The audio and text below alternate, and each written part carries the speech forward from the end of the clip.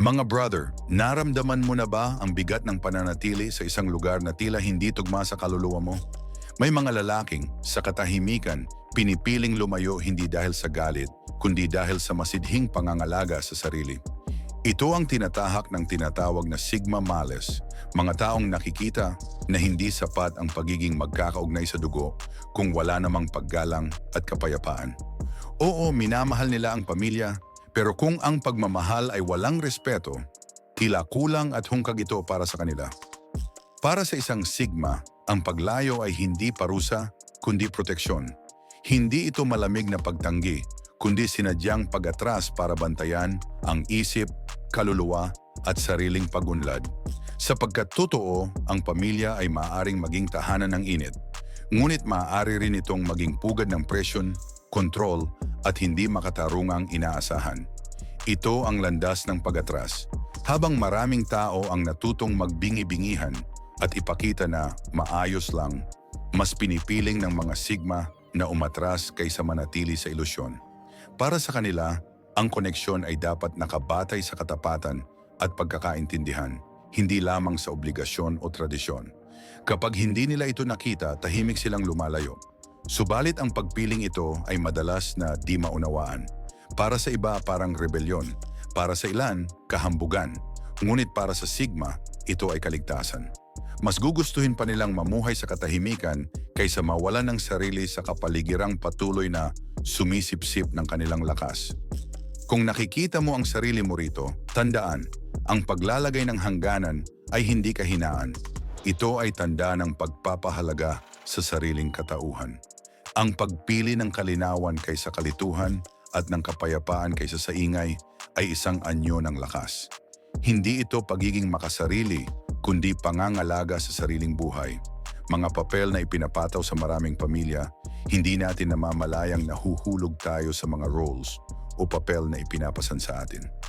Mayroong tagapag-alaga, ang taong laging inaasahan na magsakripisyo ng sarili para sa lahat. Mayroon ding tagapamagitan, ang palaging inaasahang aayos ng gulo, gaano man kabigat. At syempre, ang tinaguriang itim na tupa, ang laging napagbubuntunan ng sisi kahit wala namang kasalanan. Para sa mga nakatalaga sa ganitong papel, parang bitag ito na mahirap takasan.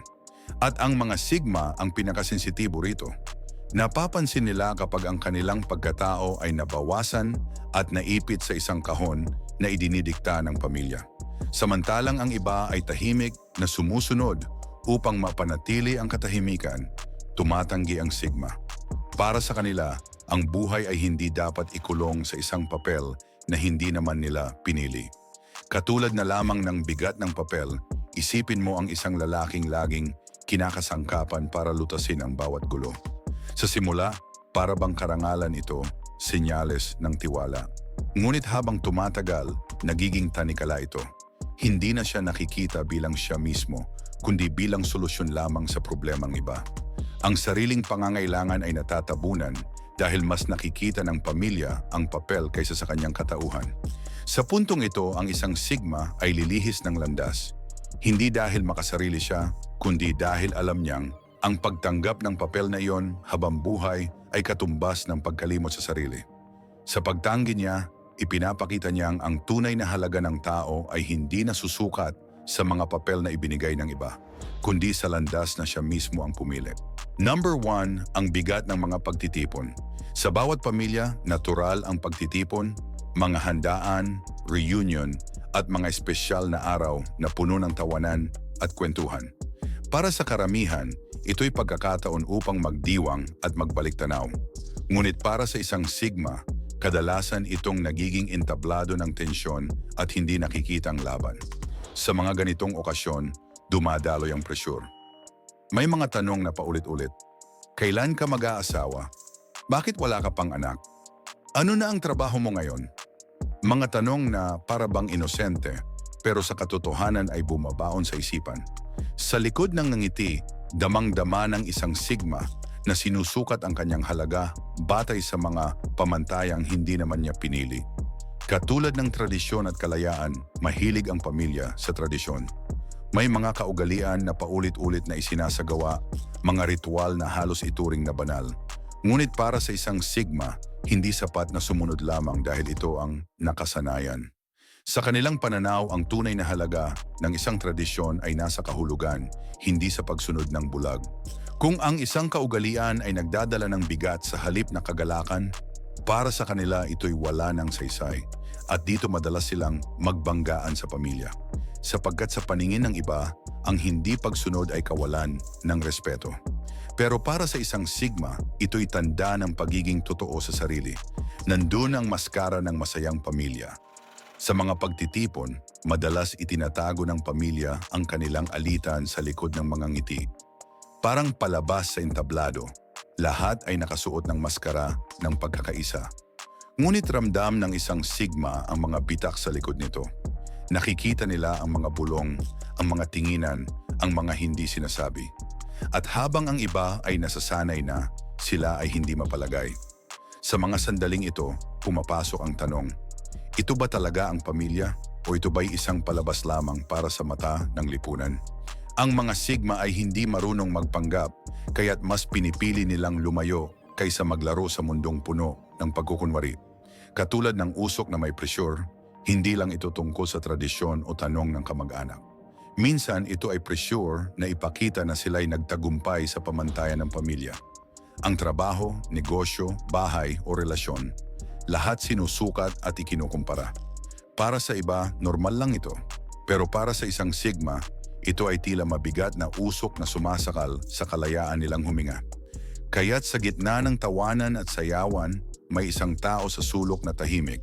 Hindi dahil malamig, kundi dahil mas pinipili niyang magbantay sa sarili kaysa malunod sa usok ng inaasahan. Pinili nila ang kapayapaan, kaya kung minsan, hindi na sila umaattend. Para sa iba, parang kawalan ng malasakit.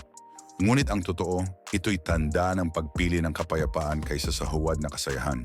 Mas gugustuhin nilang magdiwang sa sarili o sa piling mga taong tunay na nakakaintindi kaysa makisalo sa hapag na puno ng pagkain ngunit kulang sa katotohanan.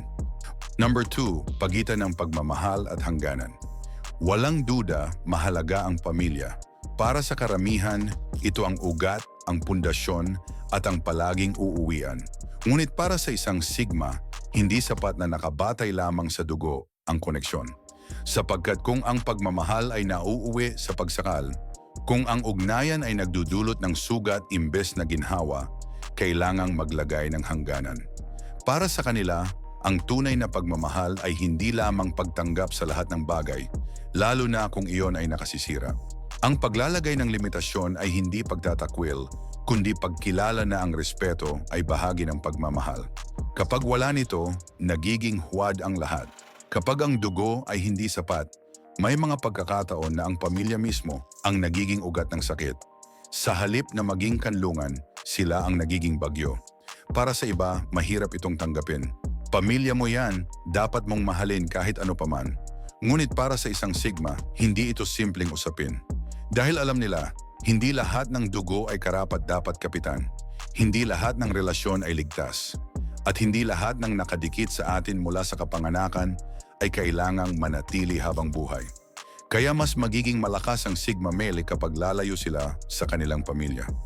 Mahirap ang paglayo. May kasamang sakit, guilt at tanong mula sa lipunan. Ngunit para sa isang sigma, ito ay lakas. Ang sinasabi ng mundo bilang pagtalikod, para sa kanila ay pagpili. Pagpili ng kalayaan kaysa tanikala, pagpili ng kapayapaan kaysa sigalot, pagpili ng sarili kaysa sa mga papel na hindi na nila kayang gampanan. Ito ang lakas ng sigma, ang kakayahang magsabing, mahal ko kayo, ngunit mas mahalaga sa akin ang hindi ko ikakamatay sa loob. Ngunit ang paglayo ay hindi laging nangangahulugan ng puot. Para sa isang sigma, madalas itong anyo ng pagpapatawad. Sapagkat kapag pinili nilang huwag nang lumaban, huwag nang magtanim ng hinanakit, at huwag nang manatili sa gulo, mas pinipili nilang palayain ang sarili. Ang pagpapatawad sa puntong ito ay hindi para sa iba, kundi para sa sarili. Ang pagbitaw ay hindi tanda ng kahinaan, kundi ng matinding tapang, sapagkat mas mahirap ang bumitiw kaysa kumapit sa isang bagay na sumisira sa iyo. Sa huli natutuklasan ng isang sigma na ang pamilya ay hindi lamang tungkol sa dugo. Ang tunay na pamilya ay mga taong pumipili sa iyo araw-araw, nagbibigay galang sa iyong hangganan, at tinatanggap ka kung sino ka. Sila ang mga taong hindi sumisilip sa iyong kakulangan, kundi nagpapahalaga sa iyong kabuuan. At dito nagbabago ang pananaw, hindi lahat ng iniwan ay pagkawala. Sapagkat sa bawat pintuang isinara, may bagong tahanang binubuksan, isang tahanang hindi itinatali ng dugo, kundi binuo ng respeto, pagkakaunawaan at tunay na pagmamahal. Number 3, ang paglayo bilang muling pagsilang. Para sa maraming tao, ang paglayo sa pamilya ay parang pagkawasak, parang pagkawala ng pundasyon.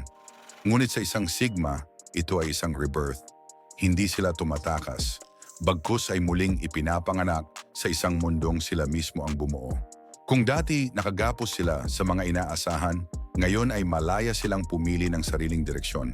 Kung dati kailangang isuot ang papel na itinakda sa kanila, ngayon ay sila na ang sumusulat ng sariling papel. At kung dati katahimikan lamang ang kaligtasan nila, ngayon ay kapayapaan ang kanilang sandata. Ang tagumpay ng Sigma ay hindi palaging nakikita ng iba. Hindi ito palaging nakapaskil sa diploma, titulo o yaman. Minsan ito'y nararamdaman lamang ang ginhawa ng paghinga ng maluwag, ang kalayaan mula sa presyur, at ang tibay ng loob na wala nang kailangang patunayan kahit kanino. Ang kanilang lakas ay hindi laging maringal, kundi tahimik. Ngunit sa katahimikang iyon, natatagpuan nila ang tunay na tagumpay, isang buhay na hindi pinilit, hindi huwad, at hindi nakatali sa dikta ng lipunan. Ang pagbitaw ay hindi pagtatapos, kundi hakbang patungo sa mas mataas na antas. Kapag ang Sigma ay lumayo, hindi ibig sabihin na iniwan nila ang lahat. Ang totoo, pinili nilang dalhin ang sarili nila sa mas ligtas na lugar kung saan maaari silang lumago. Doon natututo silang magtanim ng mga bagong ugnayan, mga kaibigan kasama at kapwa na pumipili rin sa kanila hindi dahil sa obligasyon kundi dahil sa tunay na koneksyon. At mula rito, unti-unti nilang nabubuo ang pamilya na pinili nila, hindi lamang ang ipinanganak sila. Sa huli, ang kwento ng Sigma ay hindi tungkol sa pagtalikod, kundi tungkol sa pagpili. Pinili nilang huwag masakal, huwag magpanggap, at huwag mabuhay para sa mga papel na hindi naman sila. Pinili nilang mabuhay ng totoo kahit mag-isa. At dito nakatago ang lihim na aral. Ang tunay na kalayaan ay hindi laging madali, ngunit ito ang nagdadala ng pinakamalalim na kapayapaan. Ang tunay na pamilya ay hindi lang nakikita sa dugo, kundi sa mga taong marunong rumespeto at magmahal ng walang kondisyon. Kung ikaw man ay isang Sigma na lumalakad sa ganitong landas, huwag kang matakot. Ang iyong paglayo ay hindi kawalan, kundi isang pagbabalik sa iyong sarili. At sa pagbabalik na iyon, natatagpuan mo ang pinakamahalagang bagay sa lahat, ang kalayaan na maging ikaw.